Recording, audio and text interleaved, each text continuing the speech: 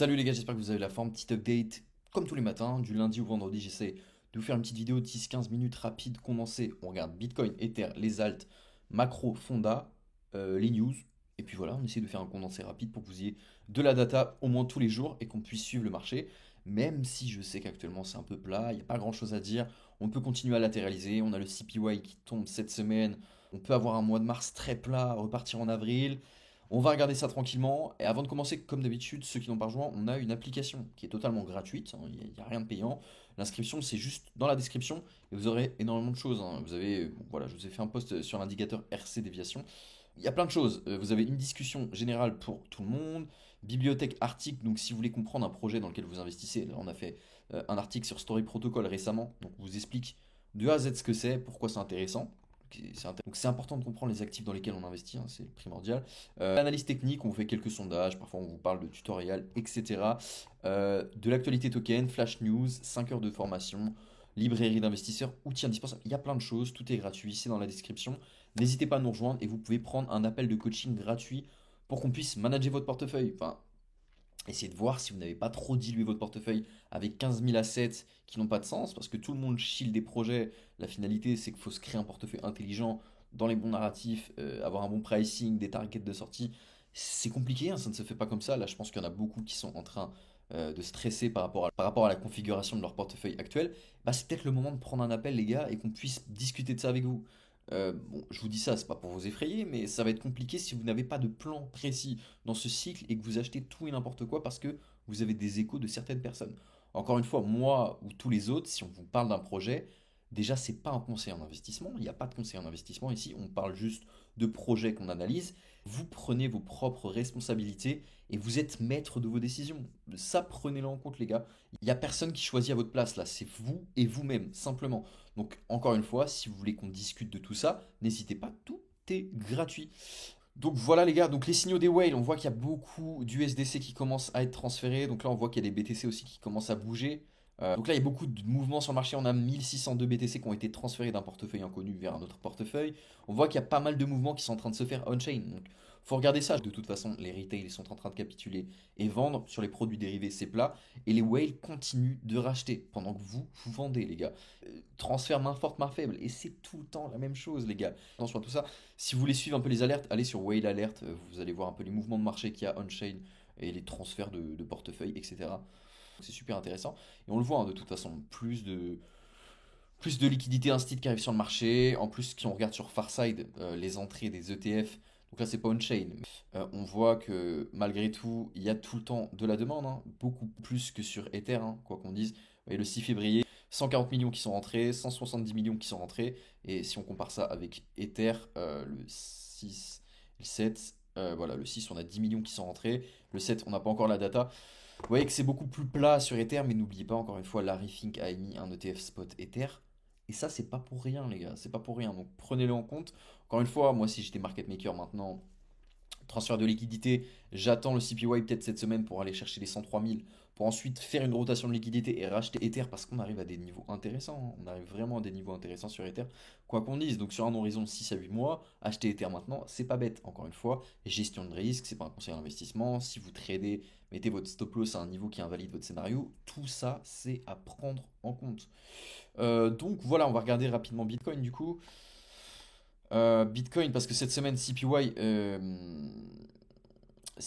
mercredi. Donc il faut regarder un forecast à 2,9. Je pense qu'on sera conforme aux attentes. Aussi, on aura le CPY de avril, donc il faudra regarder ce qui se fait. Donc on regarde celui-là cette semaine, on regarde les résultats, on laisse passer le mois de mars et on regardera le CPY de avril aussi qui sera important pour voir où on en est et si on pourrait potentiellement revoir les baisses des taux parce que voilà, Powell il nous a cassé un peu le rythme. Seulement avoir un reverse et plus de baisses des taux à terme pour la suite de l'année. Et ça, faudra surveiller. Donc voilà les gars, donc oui je sais, hein, la macro elle est pas ouf. La macro elle est pas ouf en ce moment, c'est assez flou. Mais la fonda elle est là, quoi qu'on dise, la fonda elle est là. Il y a des instituts sur le marché, il y a des events, il y a le fils de Trump qui est à des événements comme Hondo Summit. C'est énorme, quoi qu'on dise, la fonda est énorme. La macro est très moyenne et quand on aura foutu en symbiose les deux, bah là on aura des catalyseurs pour lancer le marché de la crypto. Encore une fois, pour l'instant pas grand chose. Hop, j'ai fait une analyse ce matin pour les membres premium. Donc Bitcoin. Bitcoin tout ce week-end, on est venu chasser les équal low qu'on avait laissés. On a encore cet FVG plus cet OB valide qu'il y a ici. Pour moi, c'est le scénario à venir chercher à terme. On avait cette trendline, hein, quoi qu'on dise, je la fais à l'arrache, mais on avait ça, on est venu quasiment break. Euh, on est venu quasiment break, on est en dessous le EMA 200 période expo, en dessous la SMA 50. On va voir si on bondit sur la SMA. Encore une fois, je vous avais dit entre ce Monday low ou ce Monday high, voilà, on pouvait complètement latéraliser. C'est ce qu'on est en train de faire. On est en train de latéraliser entre les deux bornes. À terme, on va regarder ce que fait le CPY, mais pour moi, les niveaux au 103 000, c'est intéressant. À court terme, encore une fois, si vous faites du trading, il y a sûrement des setups intéressants à prendre. Pour l'instant, ces niveaux-là, je les regarde pour avoir un rejet à terme et revenir chercher l'OB plus la polarité qu'on a plus bas. Pour moi, c'est ce que je regarde actuellement, sachant que voilà, sur ce moment en daily, on voit qu'on a la limite des doji, c'est pas très clair ce qui est en train de se faire. On est venu chasser toutes les mèches qu'on avait laissées. On est en dessous de la SMA, on est au-dessus de l'EMA, quoi qu'on dise, on est au-dessus de l'EMA. Au niveau du RSI, on est en dessous des 50. Voilà, scénario très incertain sur du multi-time frame dans tous les cas, parce que moi j'ai pas de validation, j'ai pas grand-chose. On a un RSI au-dessus des 50 et une EMA en dessous du prix, et moi là, dans ces contextes-là, je fais pas grand-chose. Je fais pas grand-chose, et je pense qu'à terme, voilà, on va attendre le CPY scénario, voir si on a un regain, venir chercher l'OB, break la EMA, revenir bosser la EVG plus l'OB pour repartir plus bas, c'est le scénario que je joue à terme. ETH BTC, on voit qu'il y a quand même tout le temps des whales de Bitfinex qui commencent à racheter cette paire-là. On n'oublie pas, hein. Cutting wedge, quoi qu'on dise, on a break vers le bas. Maintenant, j'attendrai moi une clôture monthly parce qu'on l'a pas.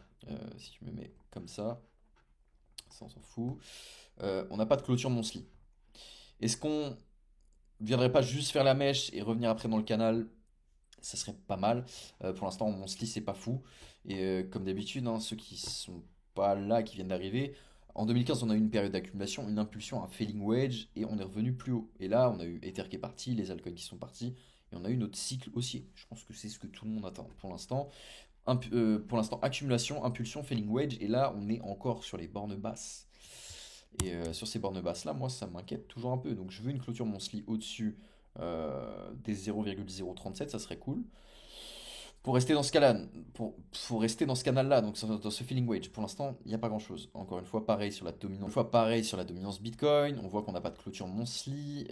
On est au-dessus de la polarité qu'on avait laissée ici. Pour moi, j'aimerais bien avoir un vrai signal, une impulsion baissière d'un coup, pour avoir notre alt season de 378 jours en moyenne, parce que c'est la cyclicité.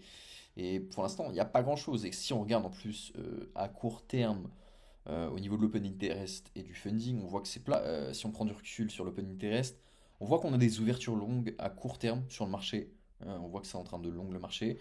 On va voir, hein, encore une fois, ça c'est retail. Encore une fois, les market makers vont à l'encontre de ça, donc pourquoi pas avoir une petite baisse à court terme pour venir liquider les gens qui sont en train de long le marché.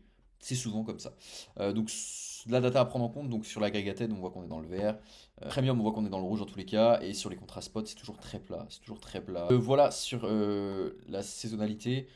Le S&P 500, momentum énorme, c'est très haut. On a une grosse divergence weekly, on ne l'oublie pas, hein, les gars. On a une divergence weekly sur le S&P 500, sachant que c'est un indice qui va driver le Bitcoin par la suite. Tant qu'on n'a pas une décorrélation entre les deux, et bah, le Bitcoin suivra, hein, dans tous les cas. Donc moi à terme, je pense que le mois de mars, ça peut être inquiétant pour le S&P 500, sachant qu'on a une zone OTE au niveau des 5873 à terme à venir bosser. On voit qu'on a une théorie de dos qui est en train de se faire, hein, quoi qu'on dise, avec des hauts de plus en plus bas. Puis on a laissé énormément de choses derrière nous, hein. Moi, je pense que le mois de mars, ça peut être inquiétant. Février, mars, avril.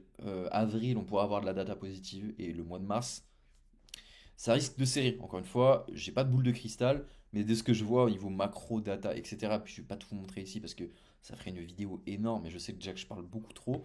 Donc là, on va se concentrer sur l'aspect graphique, toute la macro et la data. Je vais pas vous en parler, mis à part le CPY qui tombe cette semaine.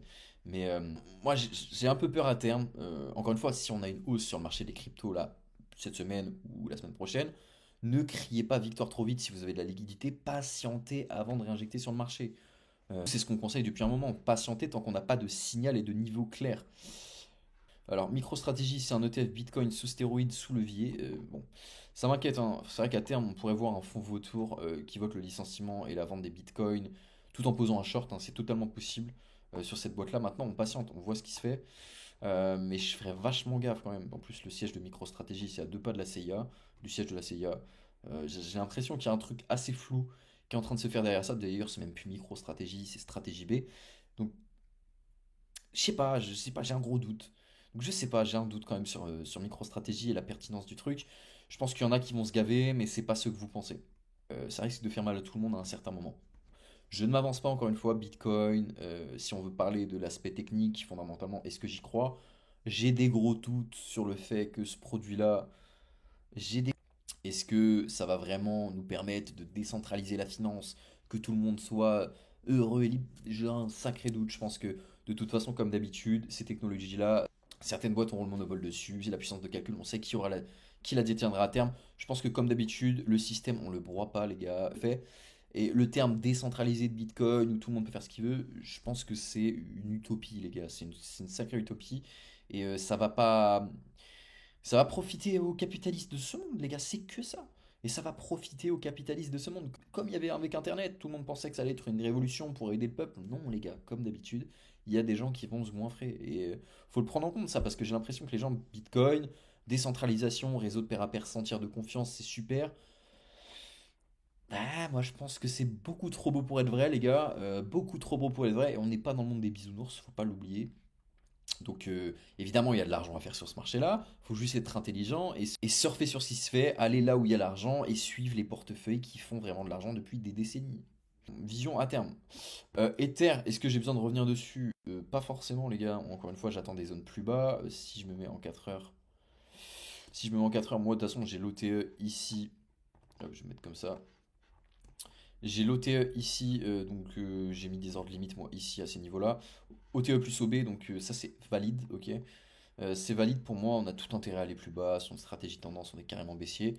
Donc voilà, les niveaux des 2363 à peu près, je les surveille. Et les altcoins, je vais pas vous faire un dessin, mais c'est la même chose les gars. C'est la même chose. Voilà, vous voyez, si je prends XRP par exemple, on a des mèches plus bas. Pour moi, venir combler le middle de la mèche déjà, pour moi c'est indéniable. Si on se met sur Dogecoin, c'est la même chose, on a des niveaux plus bas.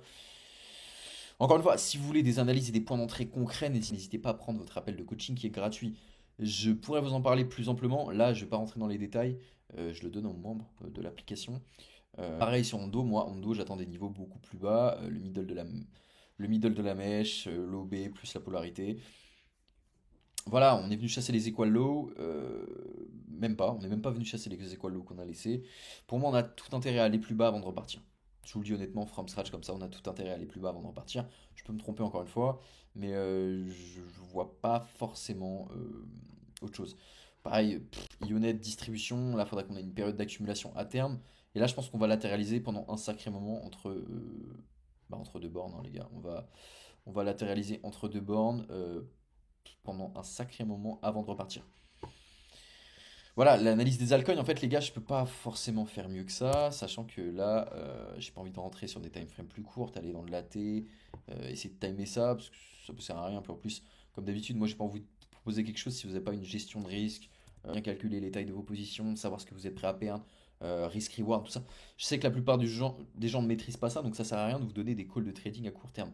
Encore une fois, si vous en voulez, eh ben, tout est dans l'application, hein, il n'y a pas de problème. Mais là, ici, dans ces vidéos-là, je pense pas que c'est le but. Il faut que ça soit le plus simple possible sur des timeframes un peu plus longues. Et je vous montre les niveaux que je surveille voilà, sur des timeframes daily, weekly ou 4 heures. Voilà, les gars, je pense que c'est tout. Je vais finir cette vidéo là-dessus. Encore une fois, si vous voulez que j'analyse des altcoins, n'hésitez pas à me dire dans les commentaires parce que. Enfin, n'hésitez pas à me dire les altcoins que vous voulez que j'analyse. Faites-moi une petite liste et je les sélectionnerai pour la vidéo de demain, comme d'habitude. Donc voilà, les gars, je vous souhaite